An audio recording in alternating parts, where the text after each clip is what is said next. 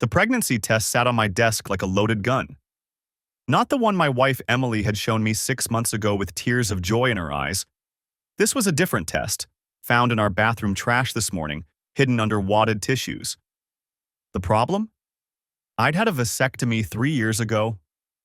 My hands trembled as I photographed it, the date stamp on my phone reading March 15th, 2024.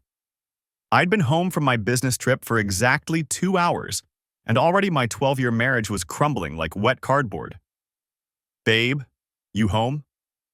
Emily's voice drifted up from downstairs, sugary sweet like always. I shoved the test into my desk drawer and locked it. "Yeah, just catching up on emails." The floorboards creaked as she climbed the stairs to our home office. My wife of 12 years, mother of our 2 kids, Olivia, age 10, and Jake, age 7, appeared in the doorway looking radiant. Her auburn hair caught the afternoon light, and that familiar smile that once made my heart skip now turned my stomach. "How was Denver?" she asked, crossing the room to kiss my cheek. I let her. "Long. The conference ran late every night." "I bet." She perched on the edge of my desk, her fingers playing with my collar. "I missed you." The lie detector in my head screamed. I'd actually come home a day early, landing at 11 p.m. last night instead of tonight as planned. But I hadn't come straight home. Something, call it instinct, call it paranoia, had made me check into a hotel near the airport instead. I'd planned to surprise Emily this morning with breakfast in bed. Instead, I'd surprised myself. At 6 a.m., I'd driven to our house in the suburbs of Phoenix, Arizona, ready to sneak in quietly. But there was already a car in our driveway that didn't belong there, a silver Audi A4 I didn't recognize. I'd parked down the street and waited, my coffee growing cold in the cup holder. At 7:15 a.m., a man emerged from my front door. Tall, fit, probably mid-30s. He'd kissed Emily goodbye on our porch like they'd done it 1,000 times before. She'd been wearing my old college t-shirt and nothing else, her hand lingering on his chest. I'd taken pictures. Lots of pictures. Then I'd driven back to the airport hotel, checked out, and returned home at my originally scheduled time like nothing had happened. "Earth to Ryan?" Emily waved her hand in front of my face. "You okay? You seem distracted." "Just tired," I forced a smile. "Hey, I need to ask you something." Her expression shifted, just slightly. A flicker of something, guilt? Fear? "Sure, what's up?" "How have you been feeling? You look different somehow." She laughed, but it sounded hollow. "Different how?" "I don't know. Glowing, I guess." Her hand instinctively moved to her stomach before she caught herself. "Just been working out more. Trying to stay healthy." The lie was so smooth, so practiced. How long had this been going on? How many lies had I swallowed whole, trusting and oblivious? "That's great," I said. "Really great." My phone buzzed. A text from my best friend Tyler. "Call me when you can. Important."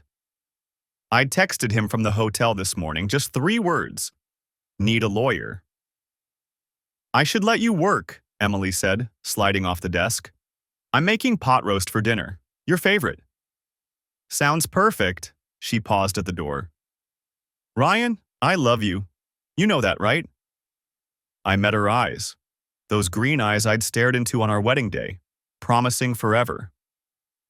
"I know." After she left, I pulled out my laptop and opened the folder I'd created this morning. Evidence. Inside were 43 photographs, time-stamped and geotagged. The man leaving our house, his license plate, Emily on the porch, the unfamiliar car in our driveway, and now, the pregnancy test. I pulled it out again, studying it like it might suddenly reveal different results. But the 2 pink lines remained stubbornly present. My vasectomy had been verified successful 3 years ago. I had the test results in my medical files. The math was simple and devastating. My phone rang. "Tyler." "Hey, I answered quietly, moving to close the office door. Did you mean it? About the lawyer?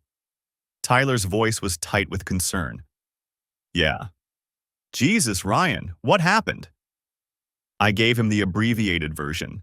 The early arrival, the strange car, the man, the test. Tyler had been my roommate in college, stood up at my wedding, was godfather to Olivia. He knew Emily almost as well as I did. Holy hell, he breathed when I finished. What are you going to do? I don't know yet.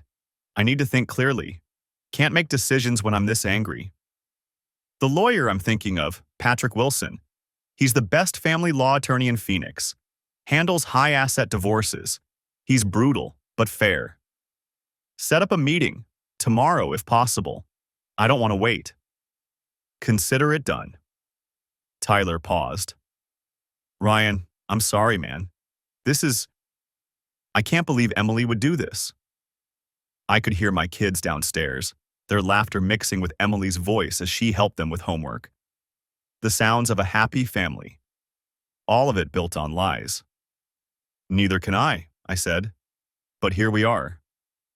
After hanging up, I sat in the growing darkness of my office, not bothering to turn on the lights. Downstairs, my wife hummed while cooking dinner, probably congratulating herself on another successful deception. But the game had changed. She just didn't know it yet. I opened a new document on my laptop and began typing everything I knew, every detail, creating a timeline. If I was going to do this, I was going to do it right. The conference room at Wilson & Associates smells like leather and old money. I sit across from Patrick Wilson, a man in his 50s with silver hair and the kind of calm that comes from watching marriages implode for 30 years. Tyler sits beside me, silent support. Patrick spreads my folder across the mahogany table, 43 photographs arranged chronologically, timestamps visible on each one. Walk me through it, he says. I do. The early return, the surveillance, the pregnancy test, the vasectomy records I'd pulled from my urologist's office yesterday, dated March 2021. Patrick takes notes, occasionally nodding. How's her behavior been since you returned? He asks. Normal, too normal. I lean back. She's playing the perfect wife. Pot roast Monday night. Helped Jake with his math homework. Asked about my trip. Any unusual activity? Phone calls? Texts? She keeps her phone face down now. Didn't used to. I pull out my own phone. Show him the bank statements I'd downloaded this morning. Cash withdrawals. 300 here, 200 there. Started about 8 months ago. Patrick examines the statements. Hotel rooms? That's my guess. Tyler shifts beside me. What's the play here, Patrick? Arizona's a no-fault state, Patrick says. Infidelity doesn't affect the divorce itself, but it absolutely matters for asset division, especially if marital funds were used to facilitate the affair. He taps the bank statements. These help. What about custody? The question tastes like ash. Courts favor joint custody unless there's abuse or neglect. Her affair doesn't change that. Patrick's expression softens slightly. I know that's not what you want to hear. It isn't. But I'd expected it. The pregnancy complicates things, Patrick continues. If she is pregnant, and if the child isn't yours, that's powerful evidence of infidelity.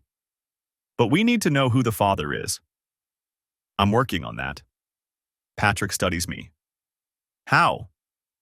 I've been following the Audi. I pull up more photos on my phone. Tracked it to a gym in Scottsdale, then to an office building downtown. I'm running the plates through a friend. Tyler glances at me. I hadn't told him this part. Be careful, Patrick warns. Nothing illegal. No breaking and entering. No hacking. Everything you bring me needs to be admissible. Understood. Good. Patrick closes the folder. Here's what we do. You continue documenting. I need dates, times, locations. If you can identify this man, even better. In the meantime, I'll draft preliminary paperwork. We'll be ready to file the moment you give the word. How long before she'd be served? 48 hours after filing, typically. I nod. And the assets? What are we looking at? House is worth about $800,000. Joint savings around $200,000. My 401k, another $350. Her inheritance from her mother, maybe $100,000 in a separate account. Patrick calculates mentally. $1.5 million, roughly. In a no-fault divorce, we're looking at a 50-50 split unless we can prove she used marital assets for the affair. Those cash withdrawals help, but we need more. Hotel receipts, credit card statements showing gifts, anything that demonstrates she spent your joint money on him. I'll find it. One more thing. Patrick's tone shifts. You need to prepare yourself for what comes next. Once you file, there's no going back. Your kids will know. Your families will know. It gets ugly, even in the cleanest divorces. It's already ugly, I say. She just doesn't know I know yet. That evening, Emily makes lasagna. The kitchen fills with the smell of garlic and cheese. Olivia sets the table while Jake argues about whether he has to eat salad. Normal. Perfectly. Poisonously normal. How was your day? Emily asks, sliding the pan into the oven. Good. Caught up on emails. You? Oh, you know. Errands. Grocery shopping. She wipes her hands on a towel. Oh, and I signed up to volunteer at that charity thing next month. My attention sharpens. Charity thing? The spring gala for the Children's Hospital. She smiles. Stephanie invited me, said they need help with setup and registration. Stephanie, a name I recognize from Emily's book club. Another suburban wife with too much time and too little supervision. Sounds nice, I say, keeping my voice neutral. It's the last Saturday in April. You don't mind, do you? It's an evening event. Not at all. She kisses my cheek. Her perfume, something new, something I don't recognize, makes my stomach turn. After dinner, after the kids are in bed, I sit in my office with the door locked. My contact came through. The silver Audi A4 is registered to a Daniel Foster, age 34, address in Scottsdale. A quick search reveals he works in commercial real estate. LinkedIn shows a handsome face, confident smile.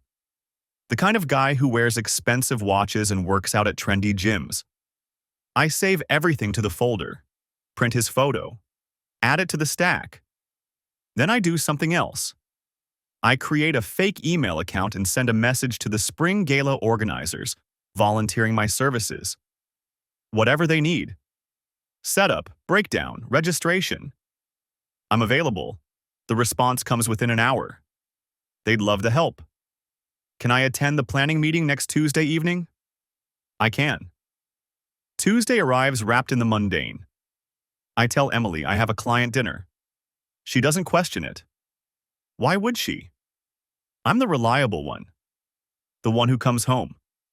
The planning meeting takes place at a community center in Tempe. 20 volunteers scattered around folding tables, discussing table arrangements and auction items. I recognize Stephanie immediately. Blonde, early 40s, the kind of woman who runs HOA meetings like military operations. You must be Ryan, she says, shaking my hand. Emily's husband. She's told us so much about you. I bet she has. Happy to help, I say. The meeting drones on. Seating charts, catering options, donation tracking.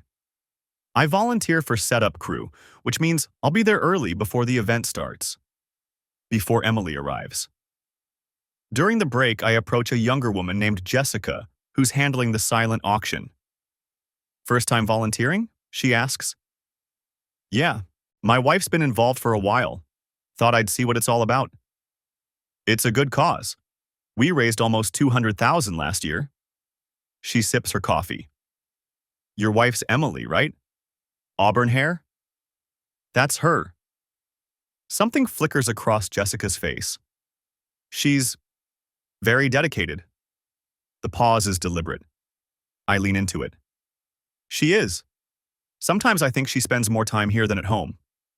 I laugh, self-deprecating. But it's for the kids, right? Jessica's smile doesn't reach her eyes. Right? You've worked with her before? A few events. She's usually paired with Daniel for the registration table. Another pause. They make a good team. Daniel. There it is. Daniel Foster? I ask, like I'm just making conversation. Yeah, you know him? Heard the name. Real estate, right? Yep. He's organized the last 3 galas. Really hands-on. Her tone suggests exactly how hands-on. I file this away. Good to know. Looking forward to meeting him. He'll be at the next planning meeting. Jessica glances around, lowers her voice. Word of advice? He's a bit of a flirt. Don't take it personally if he charms your wife. It's just how he is. Noted, I say, keeping my expression neutral.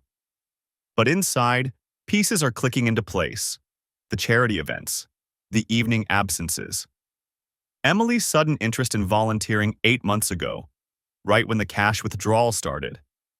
She didn't just find a lover, she found one with built-in cover. Respectable, charitable. Who'd question a woman dedicating her time to sick children? It's almost impressive. I drive home with Jessica's words echoing in my head. They make a good team. The way she said it, loaded with implication. How many other volunteers know?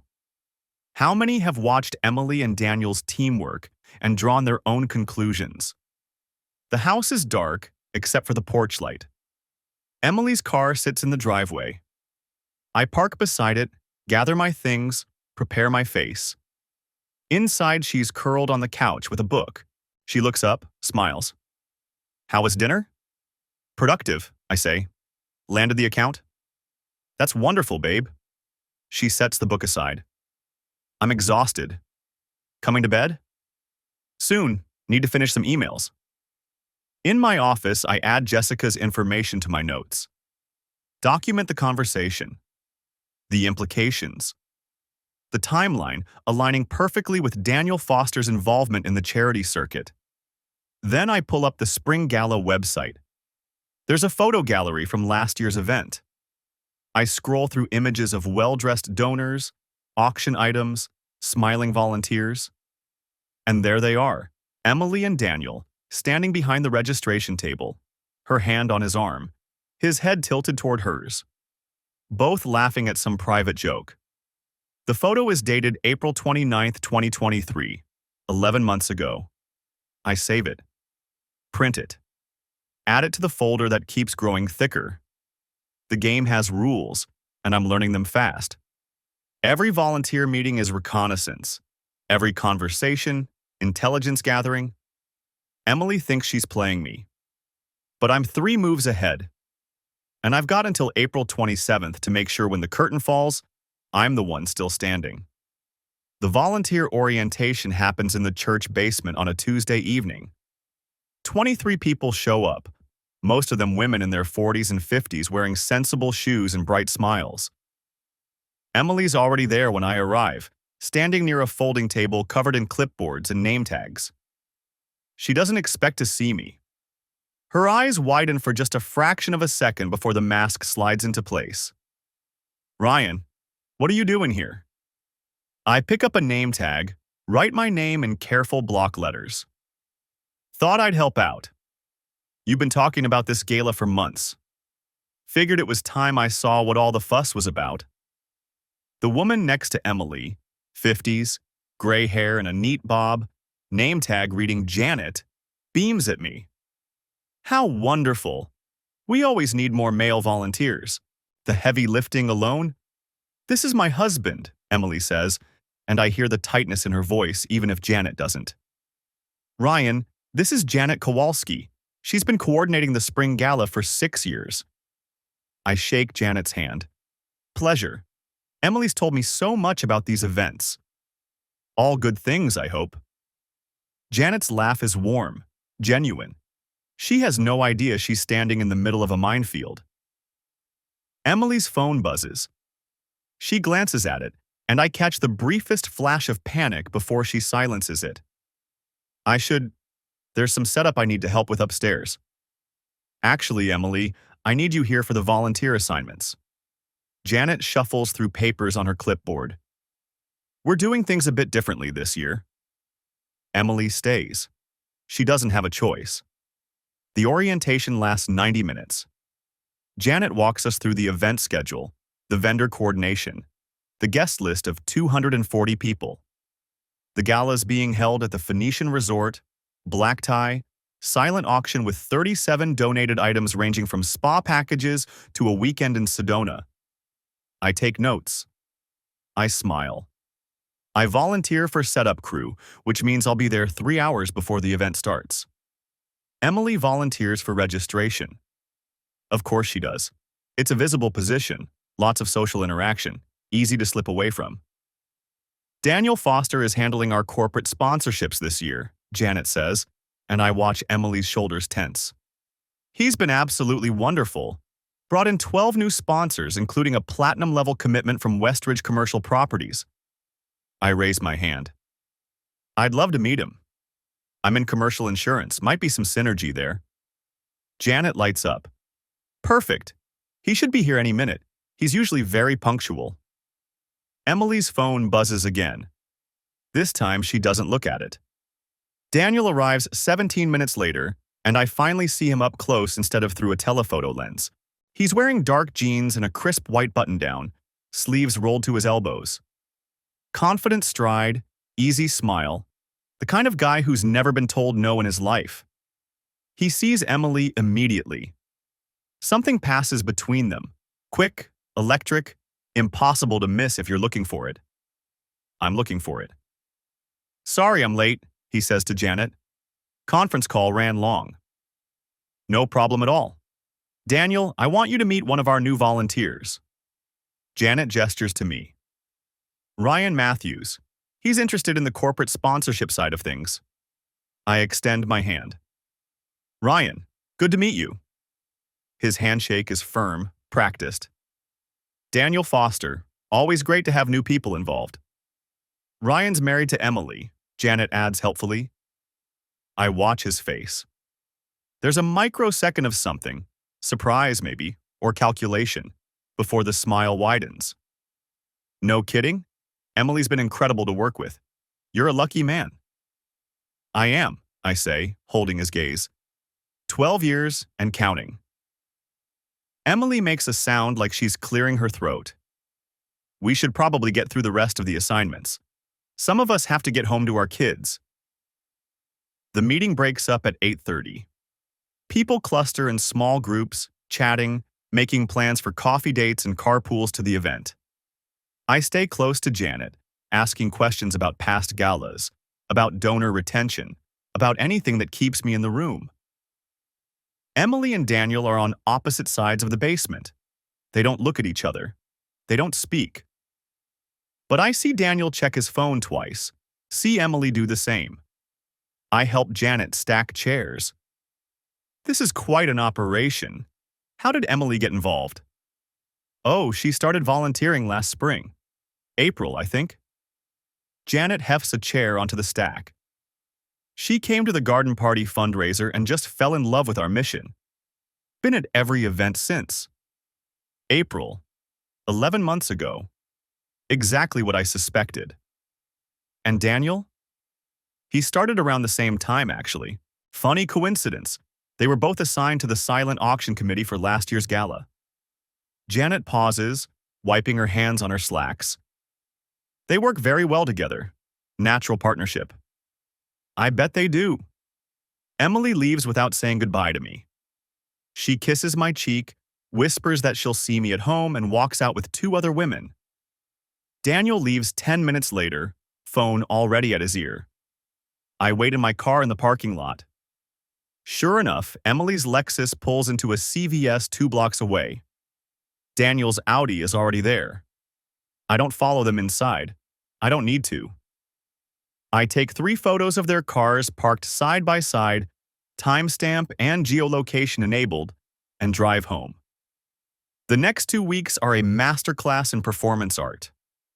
Emily throws herself into gala preparation. There are committee meetings, vendor calls, endless group texts about table arrangements and centerpieces. She shows me her dress, midnight blue, backless, the kind of thing that costs more than our monthly grocery budget. It's for a good cause, she says, twirling in front of our bedroom mirror. You look beautiful, I tell her, and I mean it. She does. She always has. That's what makes this worse. I attend 2 more volunteer meetings. I learn the names of 17 people on the planning committee. I memorize the event timeline, the floor plan of the ballroom, the exact location of every emergency exit and service corridor. I also learn things Janet doesn't put in the official minutes. A woman named Brenda, who's been volunteering for 4 years, mentioned seeing Emily and Daniel having coffee at a place in Old Town Scottsdale. They were going over sponsorship materials, she says. Very dedicated. A guy named Tom, who handles AV setup, tells me Daniel specifically requested Emily be assigned to registration. Said they had a good system worked out from last year. A younger volunteer named Ashley, mid-20s, earnest, studying nonprofit management, let slip that she saw Emily and Daniel leaving the venue together after a site visit. I assumed they were carpooling, environmental consciousness and all that. I collect these details like evidence, because that's what they are. Patrick Wilson calls me on a Thursday afternoon. I've got the preliminary financials from the bank records you provided. There's a pattern here that's going to work very well for us. How well? The cash withdrawals align almost perfectly with credit card charges to hotels. She's smart enough not to use the cards directly, but she's not smart enough to realize we can still track her location through her phone's GPS metadata, assuming we can get access to that. We can, I say. I've already cloned her cloud backup. I just haven't told him yet. Then we're building toward a very strong case. How are you holding up? I'm sitting in my office with the door locked, looking at a folder that now contains 86 photographs, bank statements highlighting $2,340 in suspicious cash withdrawals, and a timeline that maps Emily's volunteer work against Daniel's public social media check-ins. 17 times in 11 months, they've been at the same location at the same time. I'm fine, I tell Patrick. The gala is April 27th? Yes. And you're planning to attend? Wouldn't miss it. There's a pause. Ryan, I need to ask, what exactly are you planning? I watch through my office window as Emily pulls into the driveway, home from another committee meeting. She's smiling, checking her phone, touching her hair the way she used to touch it when we were dating, and she wanted to look perfect for me. I'm planning to volunteer, I say. Isn't that what good husbands do? Support their wives' charitable work? Patrick sighs. Just remember, anything you do at that event could impact the divorce proceedings. Don't give her ammunition. I won't. I hang up as Emily's footsteps sound on the stairs. She knocks on my office door. 3 light taps, our old signal that she wants to come in. I unlock it. She's holding a gift bag, tissue paper fluffed at the top. I got you something. Yeah? For the gala. I know you don't love getting dressed up, but... She pulls out a bow tie, deep blue silk that matches her dress. I thought we could coordinate, like prom. She's smiling at me, and for a second, just a second, I see the girl I married. The one who laughed at my terrible jokes and fell asleep on my shoulder during movies and promised me forever. Then my phone buzzes with a notification. It's the GPS tracker I installed on her car, letting me know she was actually at the Scottsdale Hilton for 47 minutes this afternoon, not at Janet's house for a committee meeting like she told me. I take the bow tie. That's really thoughtful. Thank you. She kisses me, soft and sweet, and I taste the lie on her lips. 13 days, she says. I can't wait for you to see everything we've put together. Me neither, I say. And I mean it. The following week, I attend my 3rd volunteer meeting. Emily doesn't know I'm here. She's home with the kids, believing I'm working late at the office. The Spring Gala Committee meets every Tuesday at the community center, and I've made myself indispensable enough that no one questions my presence anymore. Ryan, could you help me move these boxes to the storage room? I look up. Jennifer Walsh, a volunteer in her mid-50s with graying blonde hair, gestures toward a stack of donation boxes near the back hallway. I've seen her watching Emily and Daniel during meetings, her lips pressed into a thin line of disapproval. Sure thing. I grab 2 boxes and follow her down the corridor. The storage room sits at the far end, away from the main meeting space. Jennifer glances over her shoulder before opening the door. I wanted to talk to you privately, she says, her voice low. My pulse quickens, but I keep my expression neutral. About the gala? About your wife. She sets her box down and turns to face me. Look, I don't know if you're aware, but what? She hesitates, clearly uncomfortable. Emily and Daniel, they're close. Closer than they should be. I set my boxes down carefully, buying myself time to craft the right response. What do you mean? I've seen them together, at the last 2 events. They disappear into the back rooms during setup, sometimes for 20-30 minutes at a time. Jennifer crosses her arms. And the way they look at each other. I'm sorry, but someone needed to tell you. How long has this been going on? I first noticed it at the Valentine's fundraiser in February. But honestly, I think it started before that. The way they interact, it's too comfortable, too familiar. Like they have their own private language. I let my shoulders sag slightly, playing the role of the blindsided husband. I've been traveling a lot for work. Emily's been spending more time on these events, but I thought she was just passionate about the cause. She's passionate about something, Jennifer says, her tone sharp. Last month, I came back early from my break and found them in the storage room. Not this one, the larger one near the kitchen. They were just talking, but the way they jumped apart when I walked in, she shakes her head. I'm not trying to cause trouble, but you seem like a good man, and you deserve to know. Does everyone know? Not everyone, but the regular volunteers have noticed. We've tried to be discreet, not gossip, but… She pauses. Daniel's wife left him 6 months ago. Did you know that? No. She did. And I heard through the grapevine that she suspected he was having an affair, though she could never prove it. Jennifer's eyes meet mine. The timeline matches up, doesn't it? It does. Emily and Daniel met 11 months ago. Daniel's wife left him 6 months ago. Emily's cash withdrawal started 8 months ago. The pieces form a picture I've been assembling in my locked desk drawer for weeks now. Thank you for telling me, I say. What are you going to do? I don't know yet, but I appreciate your honesty. We carry the boxes back in silence. When we return to the main room, I spot Emily's usual seat. Empty tonight, but marked by the clipboard she always uses. Daniel stands near the front, discussing centerpiece options with another volunteer. He laughs at something, and I wonder if that's the same laugh Emily hears when they're alone together. The meeting continues for another 40 minutes. I take notes, volunteer for setup duty on the day of the gala, and make pleasant small talk with the other committee members. But my mind is cataloging everything Jennifer told me, adding it to the growing file of evidence. After the meeting ends, I linger, helping stack chairs. Daniel approaches with 2 other volunteers, both women I recognize from previous meetings. Ryan, thanks for staying to help, he says. We need more people like you on this committee. Happy to contribute. One of the women, a brunette named Ashley Cooper, laughs. Your wife is lucky. Not many husbands would volunteer their free time like this. Well, Emily's passionate about the cause. I want to support her.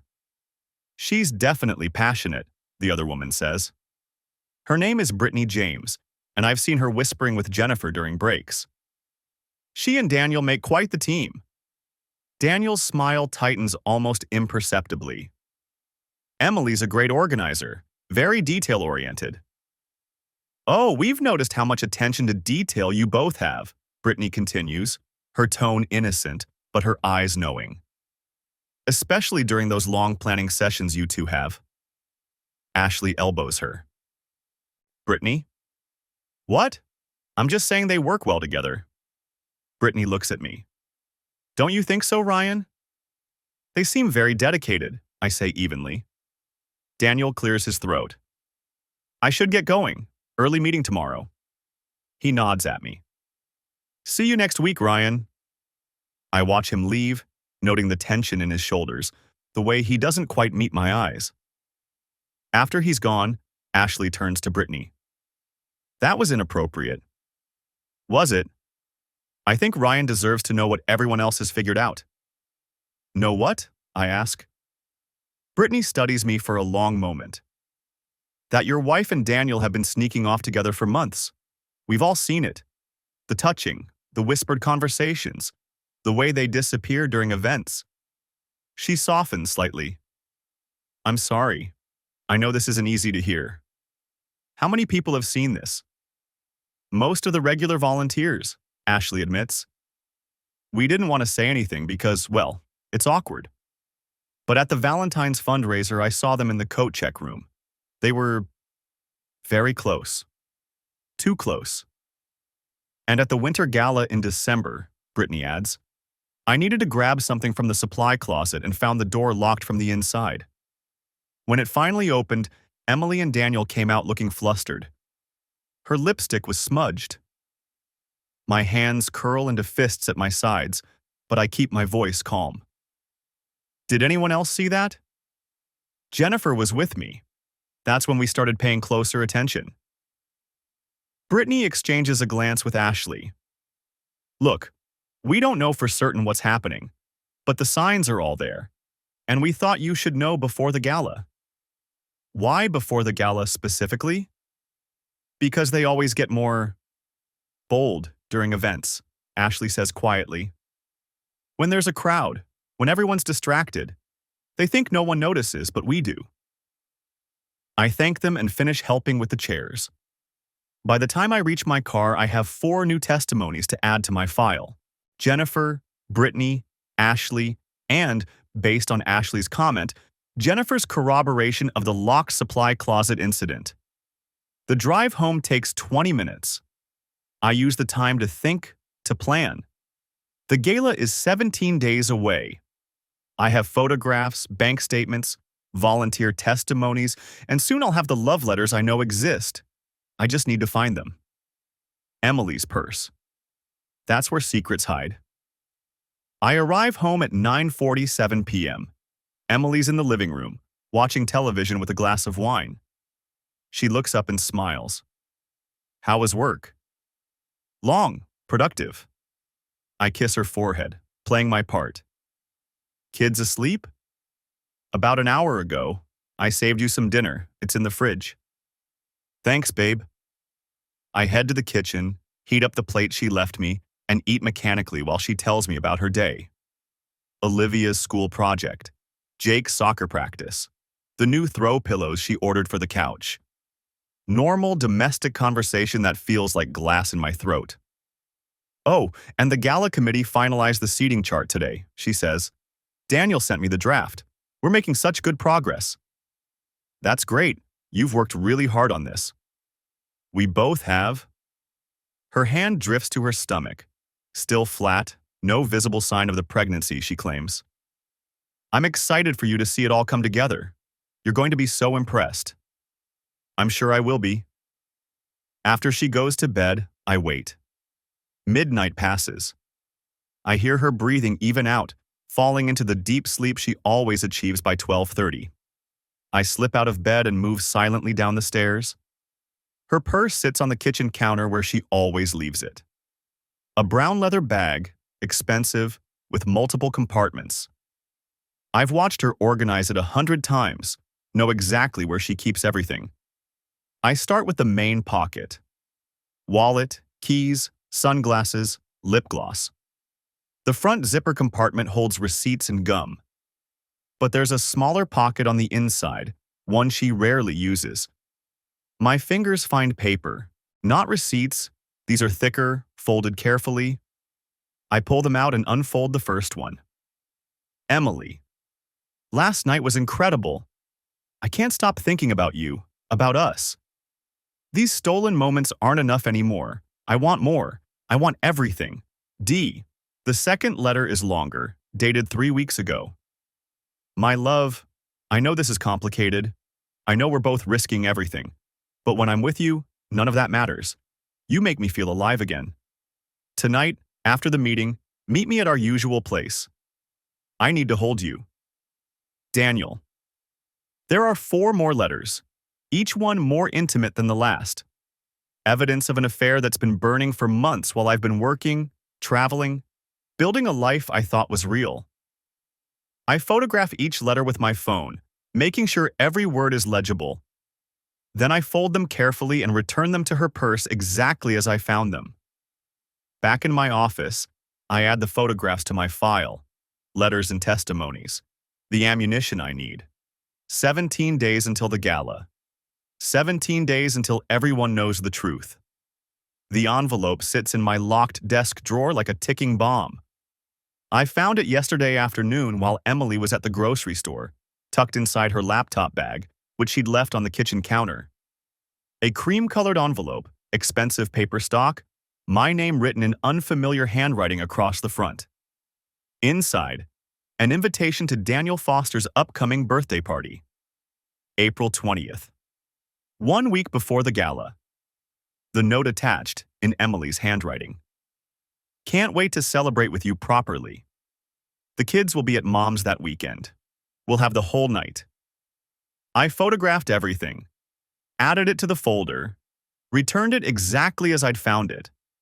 Now I'm sitting in my office at 11 p.m., door locked, staring at my computer screen. The gala is 17 days away, but this birthday party changes things. It's an opportunity I hadn't anticipated. My phone buzzes. Tyler. You still up? He asks when I answer. Yeah. How you holding up? I lean back in my chair, listening to the house settling around me. Emily's asleep upstairs. The kids have been down for hours. Everything appears normal, peaceful even. I found something, I say. More letters? An invitation to his birthday party. Silence on the other end. Then, when? Week before the gala. She's planning to spend the night with him. Already arranged for the kids to be at her mother's. Jesus. Tyler exhales slowly. What are you thinking? That's the question, isn't it? I've spent weeks gathering evidence, building my case, planning for the gala. But this birthday party presents something different. Something more immediate.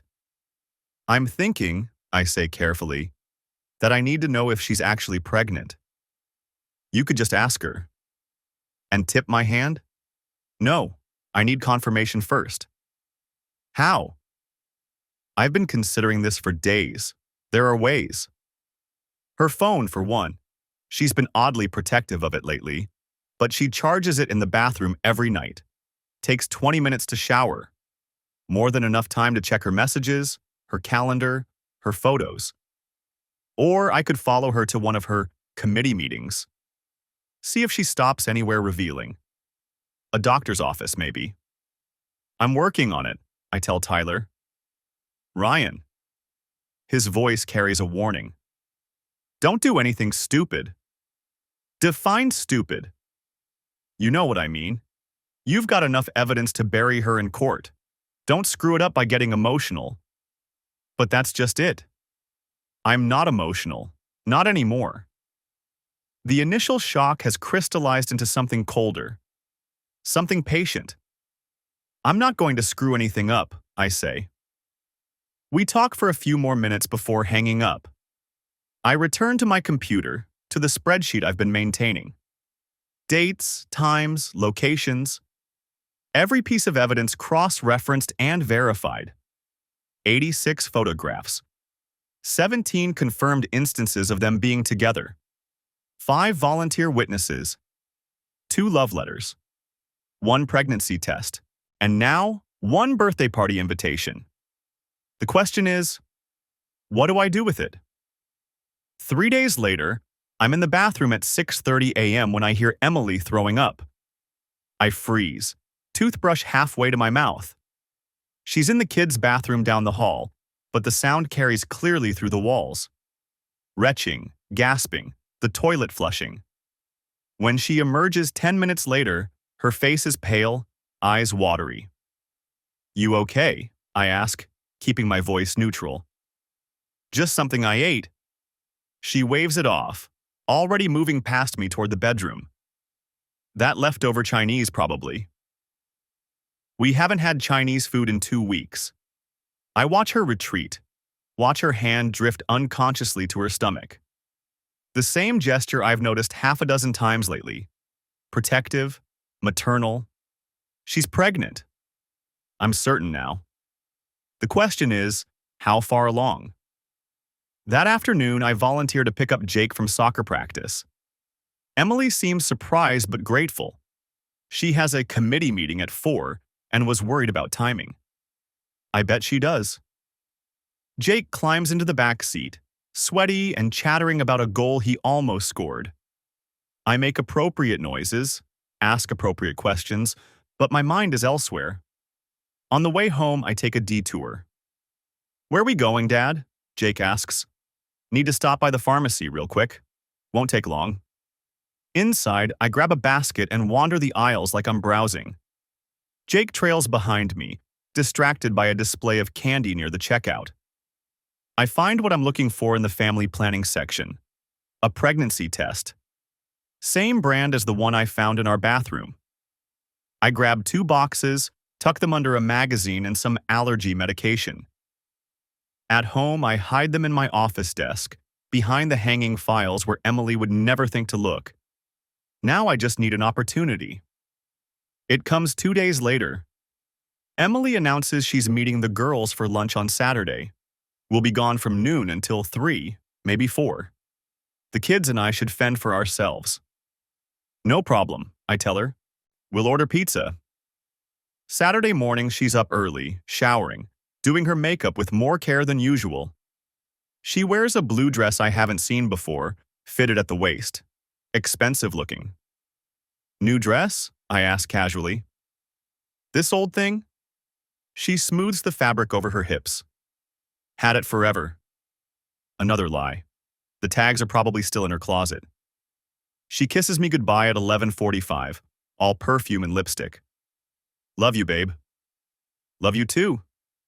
I watch her drive away, then immediately head upstairs. Her bathroom is exactly as she left it. Makeup scattered across the counter, hair straightener still warm, towel draped over the shower rod. I check the medicine cabinet first, looking for prenatal vitamins, anything confirming my suspicions. Nothing. Then I check the trash can. Empty. She must have taken it out this morning. I move to her closet, searching through drawers, shelves, the pockets of her coats and jackets. Still nothing. But in her nightstand, tucked beneath a stack of magazines, I find a business card. Dr. Rebecca Stone, OB-GYN. There's a date written on the back in Emily's handwriting. April 18th, 2:30 p.m. 2 days before Daniel's birthday party. I photograph the card, return it exactly as I found it, and head back downstairs. The kids are in the living room, Jake building something with Legos, Olivia reading on the couch. They barely notice when I slip into my office and lock the door. I pull up Dr. Stone's website. She specializes in high-risk pregnancies and prenatal care.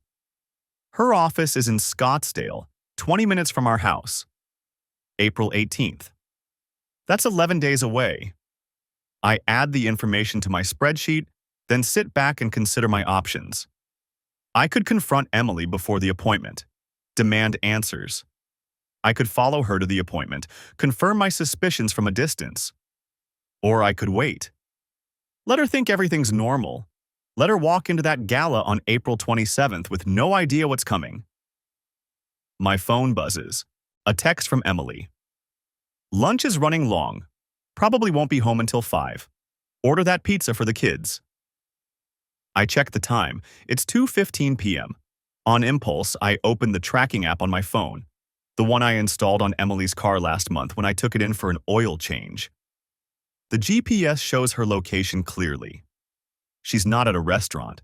She's at Daniel Foster's condo complex in North Scottsdale. Has been there since 12:30. I stare at the screen, watching the little blue dot that represents my wife's location. Stationary. Unmoving. The rage that flares is immediate and white-hot, but I breathe through it. Force it down. Control it. This is just more evidence. More ammunition. I take a screenshot of the location data, add it to the folder, and close my phone. Then I go order pizza for my kids. That night, Emily comes home flushed and cheerful, full of stories about her lunch with the girls. Who said what? Who's having marital problems? Who's thinking about a career change? I listen. Nod. Ask follow-up questions. Sounds like fun, I say when she's finished. It was. She kisses my cheek. I needed that. I bet you did. Later, after the kids are in bed, we sit on the couch watching a movie neither of us is really paying attention to. Emily curls against my side, her head on my shoulder. Ryan, she says softly. Yeah? You'd tell me if something was wrong, right? You seem distant lately. I look down at her auburn hair catching the light from the TV, at her hand resting on my chest, right over my heart. Nothing's wrong, I lie. Just work stress. You sure? I'm sure. She relaxes against me, apparently satisfied. But I can feel it, the weight of everything unsaid between us. All the lies, the deception, the betrayal. 17 days until the gala. 11 days until her doctor's appointment. 7 days until Daniel's birthday party. The end game is approaching. I can feel it crystallizing, taking shape. And Emily has no idea what's coming. The calendar on my phone glows in the darkness of my office. April 14th. 13 days until the gala. 6 days until Emily's supposed OB/GYN appointment. 6 days until Daniel's birthday party. I lean back in my chair, the leather creaking softly. The house is silent except for the distant hum of the refrigerator. Emily's asleep upstairs, probably dreaming about her future with Daniel. The kids are at her mother's for the night, a much-needed break Emily said she desperately needed. The irony isn't lost on me. My phone buzzes. A text from Tyler. Still up for tomorrow? I type back, absolutely. Tomorrow is the final volunteer meeting before the gala. The last chance to observe them together before everything comes crashing down. But tonight, I have other plans. I pull up the GPS tracker on my laptop. Emily's phone sits exactly where it should be, in our bedroom, 2 floors above me. But I'm not tracking Emily tonight. I'm tracking Daniel Foster. The blue dot pulses on the screen, stationary at his downtown condo. I've been watching his patterns for 3 weeks now. Tuesday nights, he hits the gym at 6 p.m. Wednesday mornings, he stops at the same coffee shop on 3rd Street. Thursday evenings, he meets clients at Morton's Steakhouse. And Friday nights? Friday nights, he drives to the Ritz-Carlton and meets someone in the bar. Not Emily, someone else. I discovered it by accident 2 weeks ago, following the GPS dot on a night when Emily claimed she was reorganizing the charity storage unit. She was, I verified it myself, watching from my car as she actually moved boxes around for 45 minutes before driving home. But Daniel? Daniel was at the Ritz, sitting in a corner booth with a blonde woman in a red dress. I'd taken photographs. 43 of them, to be exact. The woman's hand on his arm, his lips close to her ear. The way she laughed, throwing her head back. The kiss they shared before she left at 10:47 p.m. Her name is Jessica Brennan, 32, marketing director at a tech startup. Single, according to her very public Instagram account. And she has no idea Daniel Foster has a pregnant girlfriend. My phone buzzes again. This time, it's an email notification.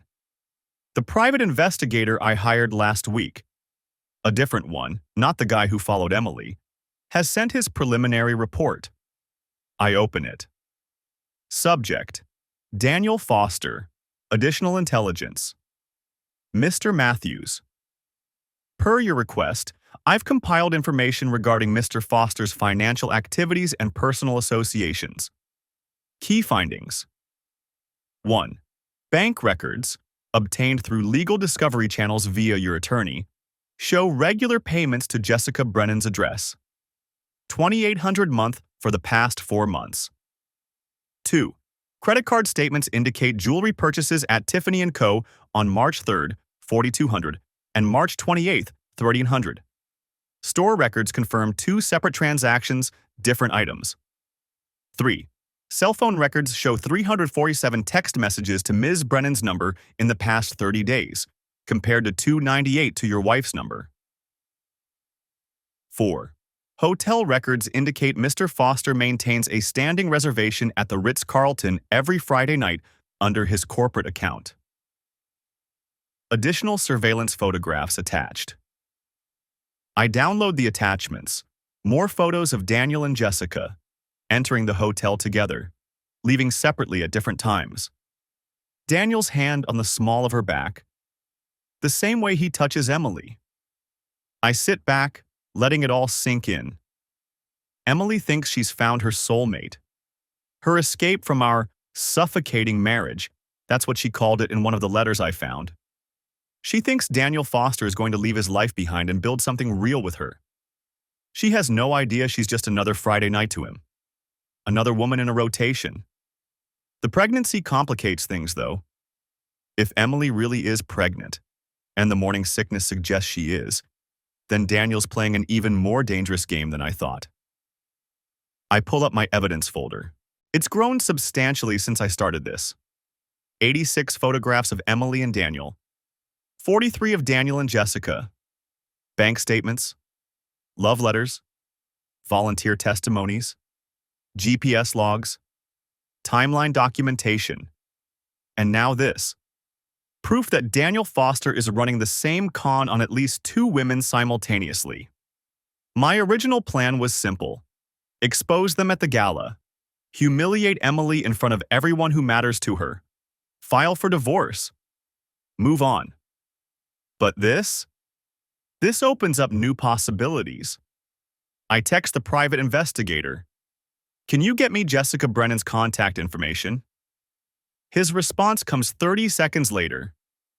Already in the attached report. Phone number, email, work address, gym schedule. I smile in the darkness. The volunteer meeting is held at the Riverside Hotel's conference room. 20 people scattered around a long table, going over last-minute details for the gala. Emily sits 3 seats down from me, Daniel directly across from her. I watch them try not to look at each other. It's almost comical. So, the silent auction items are all cataloged? Asks Beverly Grant, the actual event organizer, a 60-something woman who genuinely cares about the literacy foundation we're supposedly supporting. All set, Emily says, her voice bright and professional. Daniel and I did the final inventory yesterday. Of course they did. Wonderful, Beverly says. And the seating chart? Finalized this morning, Daniel offers. He's wearing a navy suit that probably cost more than my first car. His wedding ring, he still wears it, I've noticed, catches the light as he gestures. We've positioned the major donors near the stage for the presentation. Perfect, Beverly beams. I don't know what we'd do without you two. You've been absolutely instrumental in making this our most successful gala yet. I watch Emily's cheeks flush with pride. She loves this. The recognition. The importance. Being seen as indispensable. It's been a team effort, Daniel says smoothly. His eyes flick to Emily for just a second. A private smile passes between them. I make a mental note. Photograph number 87. After the meeting breaks up, I hang back, pretending to review the volunteer schedule on my phone. Emily and Daniel drift toward the coffee station, maintaining their careful distance. Thursday night still works for you? Daniel asks, his voice low. He's pouring cream into his coffee, not looking at her. Mom's keeping the kids overnight, Emily confirms. She's stirring sugar into her tea, the spoon clinking softly against the cup. I told Ryan I'm helping Beverly with final preparations. My place at 8? I'll be there. They separate without touching. Professional. Careful. They've done this dance so many times it's choreographed. I wait until they've both left before approaching Beverly. Mrs. Grant, do you have a minute? She looks up from her tablet, smiling warmly. Of course, Ryan. What can I do for you? I was wondering about the stage setup for the presentations. I had some ideas about the lighting that might make the donor recognition more impactful. It's a lie, of course, but it gets me exactly what I need. Access to the stage controls, the microphone system, and Beverly's complete trust. We spend 20 minutes discussing technical details I don't care about. But by the time we're done, Beverly has given me the security code to the AV booth and thanked me profusely for my dedication to making this event special. If she only knew. That night, I sit in my office with my laptop open. Jessica Brennan's Instagram fills the screen. She posts frequently, brunch photos, gym selfies, inspirational quotes about knowing your worth and refusing to settle. Her most recent post is from this morning, a photo of pink roses with the caption, "When he remembers your favorite flowers," followed by 3 heart emojis. The timestamp on Daniel's credit card statement shows a charge to a florist at 9:15 a.m. today.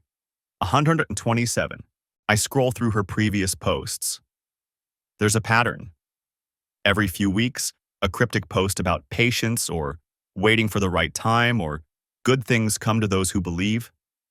She thinks he's going to leave his wife. Just like Emily thinks he's going to leave his life. Neither of them knows about the other.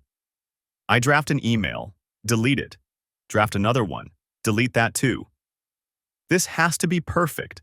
The timing, the approach, the information I share. Finally, I settle on something simple. Ms. Brennan.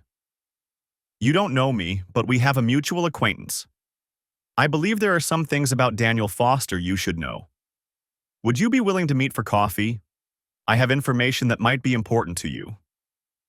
I understand if you're skeptical, I would be too. But I think you'll want to hear what I have to say. Ryan Matthews. I include my phone number and hit send before I can second-guess myself. The response comes 40 minutes later. Mr. Matthews. I'm listening. When and where? I smile at the screen. The pieces are falling into place. Thursday morning. 3 days before Daniel's birthday party. 4 days before Emily's supposed OB/GYN appointment. 13 days before the gala. I meet Jessica Brennan at a coffee shop in Scottsdale, far enough from my neighborhood that there's no chance of running into anyone I know. She's already there when I arrive, sitting in a corner booth with a latte in front of her. The blonde hair from the photographs is pulled back in a ponytail. She's wearing business casual, blazer, white blouse, minimal jewelry. Her eyes are guarded when I sit down. Thank you for meeting me, I say. You said you had information about Daniel. Her voice is steady, but I can hear the tension underneath. What kind of information? I pull out my phone, open the folder I prepared. The kind that's going to change everything you think you know about him. I slide my phone across the table. Jessica's face drains of color as she scrolls through the photographs. Daniel and Emily at the volunteer meetings, leaving hotels together. The love letters I'd photographed. How long? She whispers. 11 months, maybe longer. Her hands shake as she sets down the phone. He told me his divorce was almost final, that he just needed time to handle it quietly, professionally. He's not divorced. He's not even separated. I pause. And the woman in those photos? That's my wife. Jessica's eyes snap to mine. Your wife? Emily Matthews, married 12 years, 2 kids. She thinks she's in love with him. Jesus Christ. Jessica presses her palms against her eyes. When she lowers them, there are tears. I'm so stupid. The signs were all there. The nights he couldn't see me. The way he'd never let me come to his place on certain days. I just thought, you thought you were the only one. Yeah. She laughs bitterly. God, I'm an idiot. You're not. He's good at this. Compartmentalizing. Making each woman feel special. I lean forward. But here's what you need to know. My wife is pregnant, and she thinks it's his. Jessica goes very still. Pregnant? I had a vasectomy 3 years ago. The baby isn't mine. Does he know? I don't know. Maybe, maybe not. I pull up another photo, the pregnancy test. I found this 6 weeks ago. That's when I started putting the pieces together. Jessica stares at the image for a long moment. Then she straightens, wiping her eyes. The vulnerability disappears, replaced by something harder. What do you want from me? The truth. All of it. Everything you know about Daniel Foster. She tells me. About the 4 months they've been seeing each other. The promises he made. The future he painted. The money he's been giving her. Not for rent like the PI reported, but for their future together. A down payment on a condo they were supposedly going to buy once his divorce was final. He said his wife was vindictive, Jessica says, that she was trying to take everything in the divorce. That's why he needed to be careful with his assets. He doesn't have a wife. He's never been married. Her jaw drops. What? I show her the background check my attorney ran. Daniel Foster, 34, never married. No divorce records, no legal separation, nothing. He lied about everything, she breathes. To both of you. Probably to others we don't even know about. Jessica's expression shifts from hurt to fury. What are you planning to do? Expose him. At his birthday party on Saturday night. The party at his place? She laughs sharply. The one he told me was canceled because of a work emergency? He told my wife the kids would be at her mother's so they could spend the night together. Son of a bitch. Jessica pulls out her own phone. I have texts, emails, photos, bank transfers, everything. I need copies of all of it. You'll have them in an hour, she meets my eyes. I want to be there, at the party, when you burn his world down. I consider this. It's risky. But the look on her face, that cold, calculated rage, tells me she's an asset, not a liability. Okay, I say, but you follow my lead. No going off script. Deal. We spend the next hour coordinating. She sends me everything she has. 347 text messages, dozens of emails, bank records showing $1,200 in transfers. Photos of them together. Screenshots of promises he made. When we're done, I have enough evidence to destroy Daniel Foster's reputation completely. One more thing, Jessica says as we're leaving. His birthday party? It's not at his place. He rented a private room at the Phoenician. Same hotel as your gala next week. How many people? About 40. Business associates, friends, some family. Perfect. An audience. See you Saturday, I tell her. She smiles, and it's not a pleasant expression. Wouldn't miss it. Saturday night arrives clear and warm. I tell Emily I have a work dinner with a potential client. She barely listens, distracted by her own preparations. A new dress, expensive perfume, the kind of effort that used to be reserved for our anniversaries. Don't wait up, she says, kissing my cheek. This charity thing might run late. No problem. Good luck with the preparations. I watch her drive away, then change into a suit. Dark gray, white shirt, no tie. Professional, but not overdressed. Jessica meets me in the Phoenician parking lot at 7:45 p.m. She's wearing a red dress, the same one from the photographs, and carrying a small clutch. You ready for this? I ask. More than ready. The private room is on the second floor, accessible through the main ballroom where next week's gala will be held. I note the layout, the exits, the sightlines. Everything I'll need for the final act. Daniel's party is already in full swing when we arrive. 43 people by my count, scattered around high-top tables. There's a bar in the corner, a dessert spread, a banner reading, "Happy 35th Birthday, Daniel." Emily's there. I spot her immediately, standing near the windows in a blue dress I've never seen. She's laughing at something Daniel's saying, her hand on his arm. Neither of them has seen us yet. Remember, I tell Jessica quietly, let me start, then you follow. She nods. I walk into the room. Heads turn. I'm a stranger here and people notice. Emily sees me. Her face goes white. Ryan? Her voice is barely audible over the music. What are you? Surprise, I say pleasantly. I heard there was a party. Thought I'd stop by and wish Daniel a happy birthday. Daniel turns. He's holding a scotch, his other arm around a woman I don't recognize. When he sees me, confusion flickers across his face. I'm sorry, do we? Then recognition hits. Ryan, Emily's husband. That's right, I smile. We met at the volunteer meetings. You said you wanted to network, talk about commercial insurance opportunities. Oh, right. He's trying to place this, figure out the angle.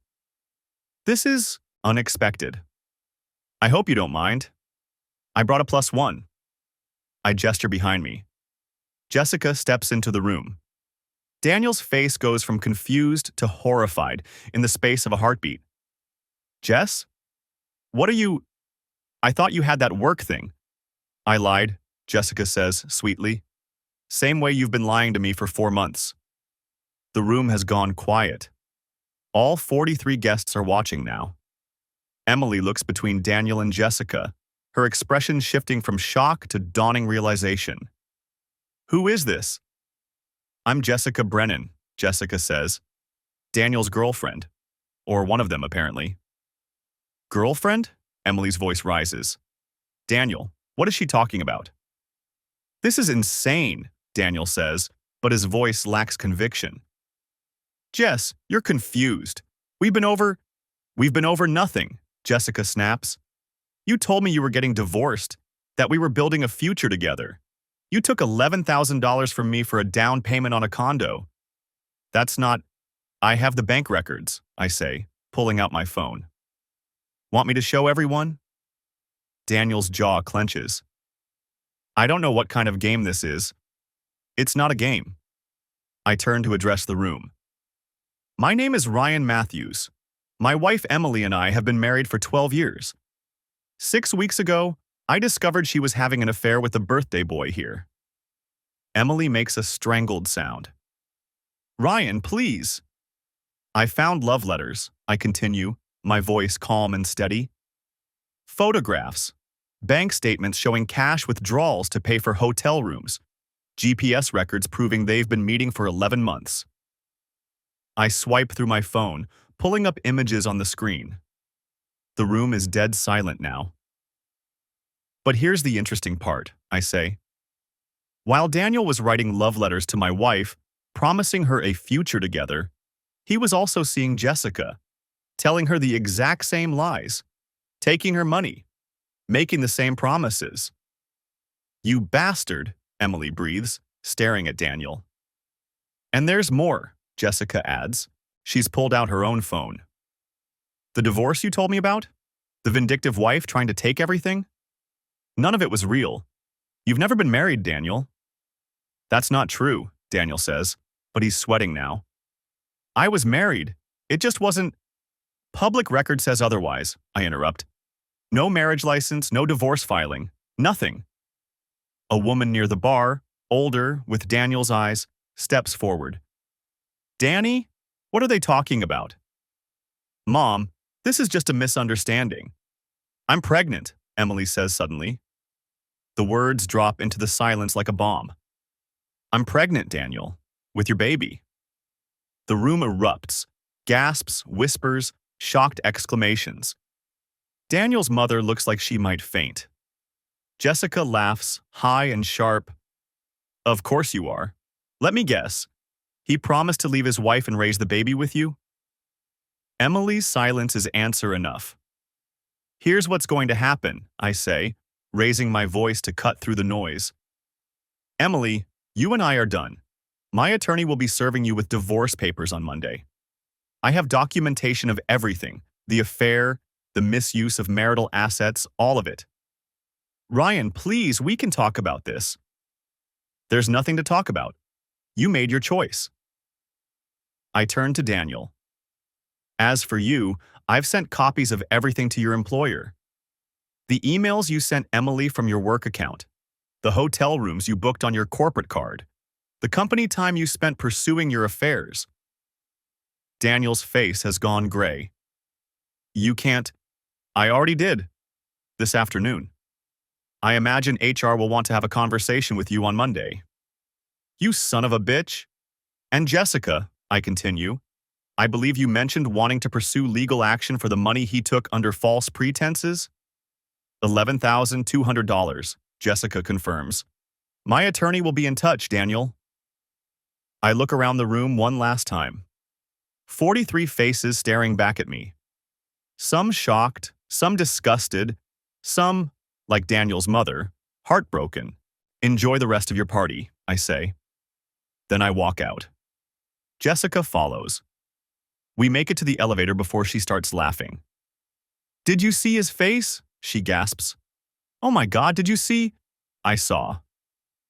The elevator doors close. We ride down in silence. In the parking lot, Jessica turns to me. Thank you for telling me the truth, for letting me be part of that. You deserve to know. What happens now? For you, I mean. I think about the divorce papers Patrick has prepared. The custody arrangement that will give me primary physical custody once Emily's infidelity and poor judgment are documented. The asset division that will favor me significantly given her misuse of marital funds. Now I rebuild, I say. For my kids, for myself. Jessica nods. Good luck, Ryan. You too. I watch her drive away, then sit in my car for a long moment. My phone buzzes. A text from Emily. Please come home. We need to talk. I delete it. Another text from Tyler. How'd it go? I type back. Exactly as planned. The gala is in 7 days. Emily will probably withdraw from the committee, too humiliated to show her face. Daniel will definitely be absent. The event will go on without them. And I'll be there. Not as Emily's supportive husband, but as a volunteer who genuinely cares about the cause. A single father rebuilding his life. I start the car and drive home. Not to Emily. She can stay wherever she ends up tonight. But to my house, where my kids will return tomorrow from their grandmother's, blissfully unaware that their world has shifted. I'll tell them the truth, age appropriately. That sometimes people make mistakes. That families change shape but love doesn't disappear. That their mother and I both love them, even if we can't love each other anymore. It won't be easy, but nothing worthwhile ever is. 6 months later. The custody arrangement is finalized. I have the kids 60% of the time.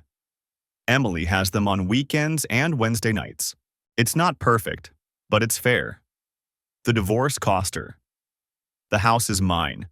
Bought out her equity at a reduced rate given the marital funds she spent on the affair. The retirement accounts were split, but I kept the bulk of the savings. Her inheritance stayed separate, untouched. She moved into a small apartment in Tempe, works part-time at a marketing firm. The pregnancy ended in a miscarriage at 12 weeks. I felt sorry for her when I heard, despite everything. Loss is loss. Daniel Foster was fired from his position. Last I heard, he moved to California.